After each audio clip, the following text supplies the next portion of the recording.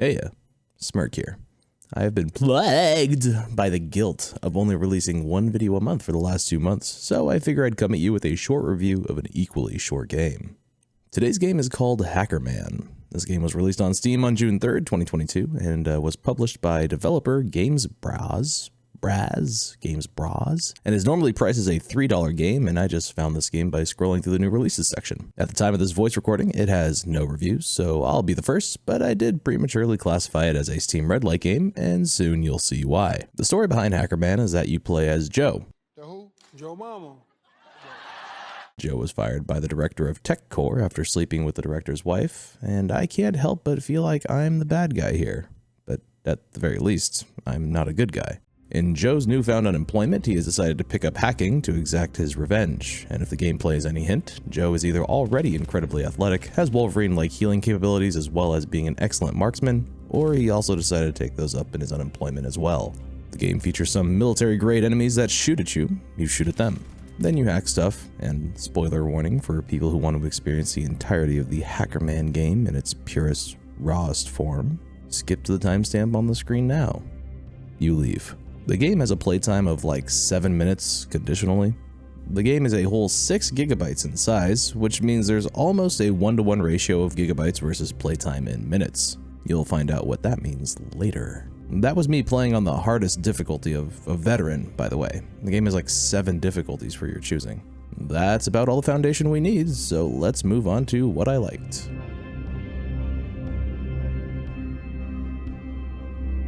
The only thing I really found enjoyable about the game is that the enemies do have some pretty okay death animations. You shoot them, sometimes you react dramatically, and that's nifty. Also, you can punch guns that are on the ground to send them flying.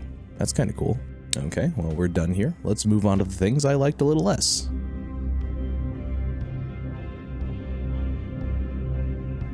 So my first impression of the game was really strange. It opens up with a settings screen, which isn't that strange in itself. Visual novels do that all the time. Funnily enough, you can enable dev mode, which mostly contains fly mode and no clip, both accessible by pressing F3, and that becomes pretty critical later on.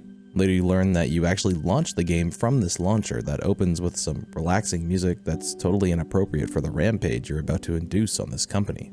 The game also hits you with an advertisement with another game from the developer. I guess it's nice they allow you to not show the advert again, but I can promise you there really isn't a reason to open this game up twice minus crashes. Also, the press play to start the game banner really doesn't serve much of a purpose. I promise you, I would have seen and acknowledged the play button and its results on my own before I read that banner. Once you get past the settings screen, you get a rather wholesome about this game message, which is kinda nice, I suppose. Next up is what happens after you click play. To start, you get a controls menu that is largely useless. There's no grenades, but there's a grenade key. There's a mapping for special attacks, but no special attacks. There's controls for driving mechanics, but you can't use the vehicles in the game. This game plays with pretty generic shooter controls. After hitting play this game, the game wanted to try and get past my Windows firewall, but I just went ahead and said no to that because why? Why? Why exactly? Why? When we get to the gameplay, there's invisible walls all over the place. I wanted to test fall damage, but you can't really fall. I wanted to go behind the building, but I couldn't. It's pretty easy to wipe out everybody with minimal effort since your pistol has great range and it doesn't trigger everybody's attention at first. If you get hit, just hide for like 5 seconds and you'll recover to full right away. Anyway, I'm leading to the gunplay being incredibly unchallenging. I play Valorant, and I can recognize a good one-way when I see one. Sometimes the controls just don't quite work out for me. In this clip, I can't crouch, which means I can't get through the door. Good thing I have access to no clip, otherwise I'd just get stuck. The controls are also a bit laggy, just hear the delay between my key press and my jump movement. When it comes to the hacking gameplay, you just walk up to a device to hack and press F, and then you just sit still for like 5 seconds. That's pretty much it. You hack a laptop, then some phones, then some servers, and then you've hacked all there is to hack. It's the perfect crime. What you're going to do with the result of the hack? Who knows? So you're really not that much of a hacker man. You're more of a shooter killer man that happens to be able to find the password sticky noted nearby.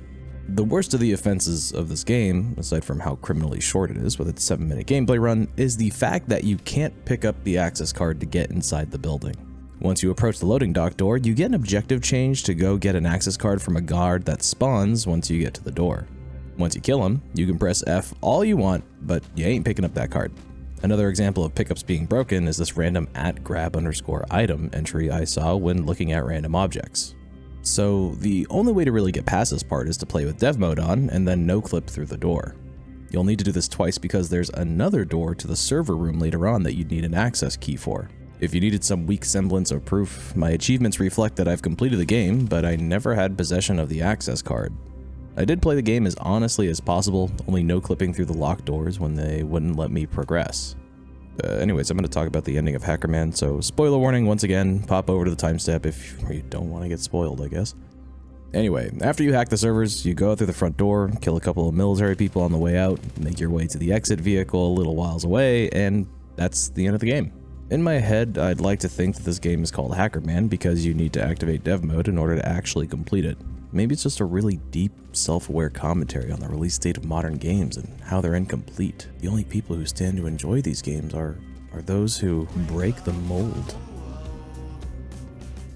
Also, if you couldn't tell, the story on the Steam store page really has nothing to do with the game. There's absolutely zero conveyance of the story aside from you wanting to hack some shit. Okay, let's wrap this up with the total recap.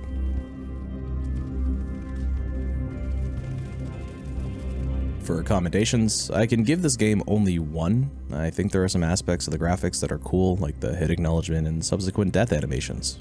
When it comes to criticisms, there's 5 in total. 1 towards the story, as the game's main point and theme do not carry any meaningful elements of its title or Steam-listed story element. Then there's 4 whole criticisms leaning on gameplay. There's a bunch of mentioned controls that don't have any place in the game at all. The hacking is dull and insignificant, easily outweighed by the game's shooting elements. The game has an incredibly short runtime, completable in as little as 7 minutes on the veteran difficulty. And lastly, the game has a critical bug that prevents advancement, meaning you're going to rely on the dev mode capability to no-clip through the gates to experience the rest of the game. I unfortunately don't recommend Hackerman, and even if they repaired the access card bug, that wouldn't change my recommendation. The game is too deeply flawed and would need a large overhaul to make it worth its price tag. If I had to give it a numerical score, I'd give this game a 2 out of 10. Alrighty, well, that's all I've really got to say about this game. Hopefully the developers will either make some positive changes or take this as a lesson for future games, but until then, like the video if you liked the video, comment your thoughts, and subscribe if you want to see my future content. Feel free to slap that bell's thick ass if you want to get notified of my future videos.